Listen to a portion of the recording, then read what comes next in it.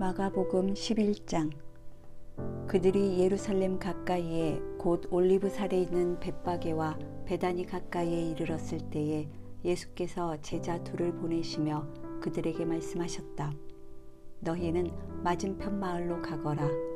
거기에 들어가서 보면 아직 아무도 탄 적이 없는 새끼 나귀 한 마리가 매어 있을 것이다. 그것을 풀어서 끌고 오너라. 어느 누가 왜 이러는 거요 하고 물으면 주님께서 쓰시려고 하십니다. 쓰시고 나면 지체 없이 이리로 돌려보내실 것입니다 하고 말하여라. 그들은 가서 새끼 나귀가 바깥 길 쪽으로 나 있는 문에 매어 있는 것을 보고 그것을 풀었다. 거기에 서 있는 사람들 가운데 몇 사람이 그들에게 물었다. 새끼 나귀를 풀다니 무슨 짓이요? 제자들은 예수께서 일러주신 대로 그들에게 말하였다. 그러자 그들은 가만히 있었다. 제자들이 그 새끼 나귀를 예수께로 끌고 와서 자기들의 겉옷을 그 등에 걸쳐 놓으니 예수께서 그 위에 올라타셨다. 많은 사람이 자기들의 겉옷을 길에다 폈으며 다른 사람들은 들에서 잎 많은 생나무 가지들을 꺾어다가 길에다 깔았다. 그리고 앞에 서서 가는 사람들과 뒤따르는 사람들이 외쳤다. 호산나, 복되시다. 주님의 이름으로 오시는 분. 복되다. 다가오는 우리 조상 다윗의 나라여. 더없이 높은 곳에서 호산나. 예수께서 예루살렘에 이르러 성전에 들어가셨다. 그는 거기서 모든 것을 둘러보신 뒤에 날이 이미 저물었으므로 12 제자와 함께 베다니로 나가셨다. 이튿날 그들이 베다니를 떠나갈 때에 예수께서는 시장하셨다.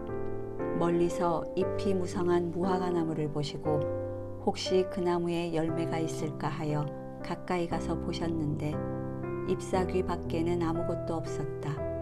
무화과의 철이 아니었기 때문이다. 예수께서 그 나무에게 말씀하셨다. 이제부터 영원히 내게서 열매를 따먹을 사람이 없을 것이다. 제자들이 예수께서 말씀하시는 것을 들었다. 그리고 그들은 예루살렘에 들어갔다. 예수께서 성전에 들어가셔서 성전 뜰에서 팔고 사고 하는 사람들을 내쫓으시면서 돈을 바꾸어 주는 사람들의 상과 비둘기를 파는 사람들의 의자를 둘러엎으시고 성전 뜰을 가로질러 물건을 나르는 것을 금하셨다. 예수께서는 가르치시면서 그들에게 말씀하셨다. 기록한 바 내 집은 만민이 기도하는 집이라고 불릴 것이다 하지 않았느냐. 그런데 너희는 그곳을 강도들의 소굴로 만들어버렸다. 대제사장들과 율법학자들이 이 말씀을 듣고서는 어떻게 예수를 없애버릴까 하고 방도를 찾고 있었다. 그들은 예수를 두려워하고 있었던 것이다. 무리가 다 예수의 가르침에 놀라고 있었기 때문이다. 저녁 때가 되면 예수와 제자들은 의례 성 밖으로 나갔다. 이른 아침에 그들이 지나가다가 그 무화과 나무가 뿌리째 말라버린 것을 보았다. 그래서 베드로가 전날 일이 생각나서 예수께 말하였다. 랍비님, 저것 좀 보십시오. 선생님이 저주하신 저 무화과 나무가 말라버렸습니다. 예수께서는 그들에게 말씀하셨다. 하나님을 믿어라. 내가 진정으로 너희에게 말한다. 누구든지 이 산더러 번쩍 들려서 바다에 빠져라 하고 말하고 마음에 의심하지 않고 말한 대로 될 것을 믿으면 그대로 이루어질 것이다. 그러므로 나는 너희에게 말한다. 너희가 기도하면서 구하는 것은 무엇이든지 이미 그것을 받은 줄로 믿어라. 그리하면 너희에게 그대로 이루어질 것이다. 너희가 서서 기도할 때에 어떤 사람과 서로 등진 일이 있으면 용서하여라. 그래야 하늘에 계신 너희 아버지께서도 너희의 잘못을 용서해 주실 것이다. 그들은 다시 예루살렘에 들어갔다. 예수께서 성전 뜰에서 거닐고 계실 때에 대제사장들과 율법학자들과 장로들이 예수께로 와서 물었다. 당신은 무슨 권한으로 이런 일을 합니까? 누가 당신에게 이런 일을 할 수 있는 권한을 주었습니까? 예수께서 그들에게 말씀하셨다. 나도 너희에게 한 가지를 물어보겠으니 나에게 대답해 보아라. 그러면 내가 무슨 권한으로 이런 일을 하는지를 너희에게 말하겠다. 요한의 세례가 하늘에서 온 것이냐 사람에게서 온 것이냐 내게 대답해 보아라. 그들은 자기들끼리 의논하며 말하였다. 하늘에서 왔다고 말하면 어찌하여 그를 믿지 않았느냐고 할 것이다. 그렇다고 해서 사람에게서 왔다고 대답할 수도 없지 않은가. 그들은 무리를 무서워하고 있었다. 무리가 모두 요한을 참 예언자로 알고 있었기 때문이었다. 그래서 그들이 예수께 대답하였다. 모르겠습니다. 예수께서 그들에게 말씀하셨다. 나도 내가 무슨 권한으로 이런 일을 하는지를 너희에게 말하지 않겠다. 예수께서 그들에게 비유로 말씀하기 시작하셨다. 어떤 사람이 포도원을 일구어서 울타리를 치고 포도즙을 짜는 확을 파고 망대를 세웠다. 그리고 그것을 농부들에게 새로 주고 멀리 떠났다. 때가 되어서 주인은 농부들에게서 포도원 소출의 얼마를 받으려고 한 종을 농부들에게 보냈다. 그런데 그들은 그 종을 잡아서 때리고 빈손으로 돌려보냈다. 주인이 다시 다른 종을 농부들에게 보냈다. 그랬더니 그들은 그 종의 머리를 때리고 그를 능욕하였다. 주인이 또 다른 종을 농부들에게 보냈더니 그들은 그 종을 죽였다. 그래서 또 다른 종을 많이 보냈는데 더러는 때리고 더러는 죽였다. 이제 그 주인에게는 단 한 사람, 곧 사랑하는 아들이 남아 있었다. 마지막으로 그 아들을 그들에게 보내며 말하기를 그들이 내 아들이야 존중하겠지 하였다. 그러나 그 농부들은 서로 말하였다. 이 사람은 상속자다. 그를 죽여버리자. 그러면 유산은 우리의 차지가 될 것이다. 그러면서 그들은 그를 잡아서 죽이고 포도원 바깥에다가 내던졌다. 그러니 포도원 주인이 어떻게 하겠느냐? 그는 와서 농부들을 죽이고 포도원을 다른 사람들에게 줄 것이다. 너희는 성경에서 이런 말씀도 읽어보지 못하였느냐? 집을 짓는 사람이 버린 돌이 집 모퉁이의 머릿돌이 되었다. 이것은 주님께서 하신 일이요 우리 눈에는 놀랍게 보인다. 그들은 이 비유가 자기들을 겨냥하여 하신 말씀인 줄 알아차리고 예수를 잡으려고 하였다. 그러나 그들은 무리를 두려워하여 예수를 그대로 두고 떠나갔다. 그들은 말로 예수를 책잡으려고 바리새파 사람들과 헤롯 당원 가운데서 몇 사람을 예수께로 보냈다. 그들이 와서 예수께 말하였다. 선생님, 우리는 선생님이 진실한 분이시고 아무에게도 매이지 않는 분이심을 압니다. 선생님은 사람의 겉모습으로 판단하지 않으시고 하나님의 길을 참되게 가르치십니다. 그런데 황제에게 세금을 바치는 것이 옳습니까? 옳지 않습니까? 바쳐야 합니까? 바치지 말아야 합니까? 예수께서 그들의 속임수를 아시고 그들에게 말씀하셨다. 어찌하여 나를 시험하느냐? 데나리온 한 입을 가져다가 나에게 보여보아라. 그들이 그것을 가져오니 예수께서 그들에게 물으셨다. 이 초상은 누구의 것이며 적힌 글자는 누구의 것이냐? 그들이 대답하였다. 황제의 것입니다. 예수께서 그들에게 말씀하셨다. 황제의 것은 황제에게 돌려주고 하나님의 것은 하나님께 돌려드려라. 그들은 예수께 경탄하였다. 부활이 없다고 주장하는 사두개파 사람들이 예수께 와서 물었다. 선생님, 모세가 우리에게 써주기를 어떤 사람의 형이 자식이 없이 아내만 남겨두고 죽으면 그 동생이 그 형수를 맞아들여서 그의 형에게 대를 이을 자식을 낳아주어야 한다 하였습니다. 형제가 7 있었습니다. 그런데 마지가 아내를 얻었는데 죽을 때에 자식을 남기지 못하였습니다. 그리하여 둘째가 그 형수를 맞아들였는데 그 그도 또한 자식을 남기지 못하고 죽고 셋째도 그러하였습니다.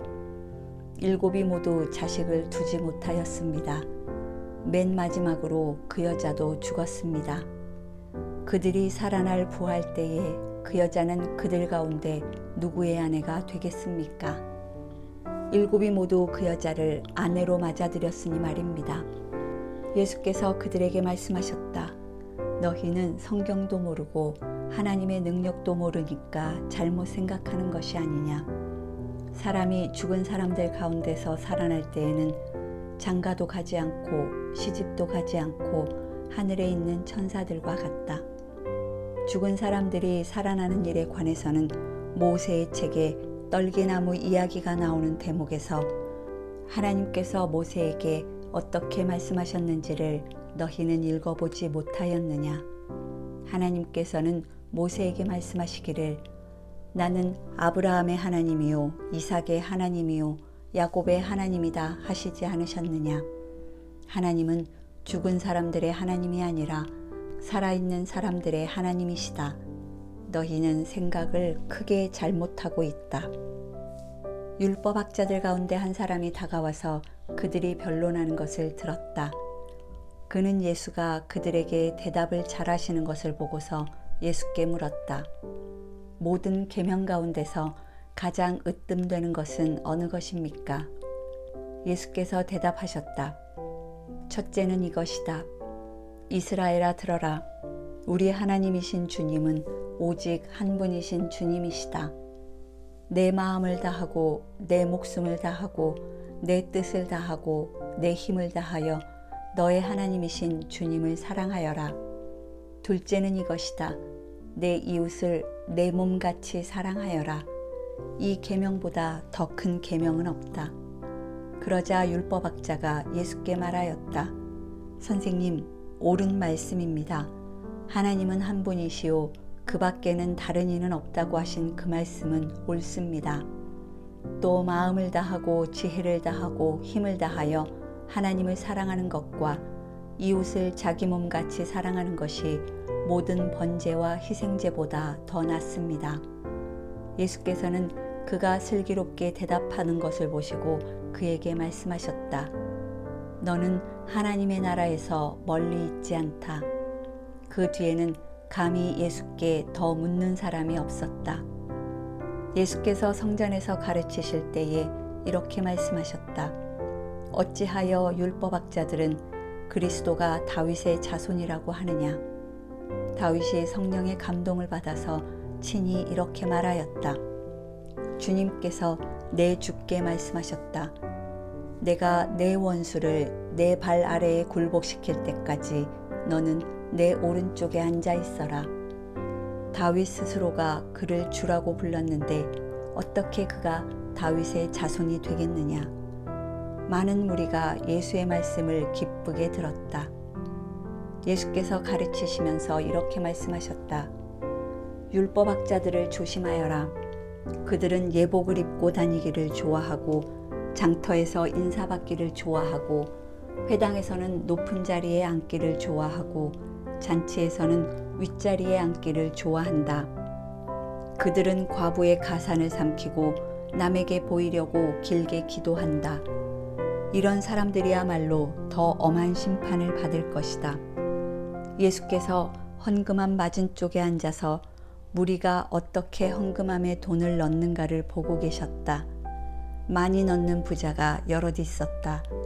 그런데 가난한 과부 한 사람은 와서 렙돈 2닙 곧 한 고드란트를 넣었다. 예수께서 제자들을 곁에 불러놓고서 그들에게 말씀하셨다. 내가 진정으로 너희에게 말한다. 헌금함에 돈을 넣은 사람들 가운데 이 가난한 과부가 어느 누구보다도 더 많이 넣었다. 모두 다 넉넉한 데서 얼마씩을 떼어 넣었지만 이 과부는 가난한 가운데서 가진 것 모두 곧 자기 생활비 전부를 털어 넣었다. 13장. 예수께서 성전을 떠나가실 때에 제자들 가운데서 한 사람이 예수께 말하였다. 선생님 보십시오. 얼마나 굉장한 돌입니까? 얼마나 굉장한 건물들입니까? 예수께서 그에게 말씀하셨다. 너는 이 큰 건물들을 보고 있느냐? 여기에 돌 하나도 돌 위에 남지 않고 다 무너질 것이다. 예수께서 올리브산에서 성전을 마주보고 앉아 계실 때에 베드로와 야고보와 요한과 안드레가 따로 예수께 물었다. 우리에게 말씀해 주십시오. 이런 일이 언제 일어나겠습니까? 또 이런 일들이 이루어지려고 할 때에는 무슨 징조가 있겠습니까? 예수께서 그들에게 말씀하셨다. 누구에게도 속지 않도록 조심하여라. 많은 사람이 내 이름으로 와서는 내가 그리스도다 하면서 많은 사람을 속일 것이다. 또 너희는 여기저기에서 전쟁이 일어난 소식과 전쟁이 일어날 것이라는 소문을 듣게 되어도 놀라지 말아라. 이런 일이 반드시 일어나야 한다. 그러나 아직 끝은 아니다. 민족과 민족이 맞서 일어나고 나라와 나라가 맞서 일어날 것이며 지진이 곳곳에서 일어나고 기근이 들 것이다. 이런 일들은 진통의 시작이다. 너희는 스스로 조심하여라. 사람들이 너희를 법정에 넘겨줄 것이며 너희가 회당에서 매를 맞을 것이다. 또 너희는 나 때문에 총독들과 임금들 앞에 서게 되고 그들에게 증언할 것이다. 먼저 복음이 모든 민족에게 전파되어야 한다. 사람들이 너희를 끌고 가서 넘겨줄 때에 너희는 무슨 말을 할까 하고 미리 걱정하지 말아라. 무엇이든지 그 시각에 말할 것을 너희에게 지시하여 주시는 대로 말하여라. 말하는 이는 너희가 아니라 성령이시다. 형제가 형제를 죽음에 넘겨주고 아버지가 자식을 또한 그렇게 하고 자식이 부모를 거슬러 일어나서 부모를 죽일 것이다. 너희는 내 이름 때문에 모든 사람에게서 미움을 받을 것이다. 그러나 끝까지 견디는 사람은 구원을 받을 것이다. 황폐하게 하는 가증스러운 물건이 서지 못할 곳에 선 것을 보거든 읽는 사람은 깨달아라. 그때에는 유대에 있는 사람들은 산으로 도망하여라. 지붕 위에 있는 사람은 내려오지도 말고 제 집안에서 무엇을 꺼내려고 들어가지도 말아라. 들에 있는 사람은 제 겉옷을 가지러 뒤로 돌아서지 말아라.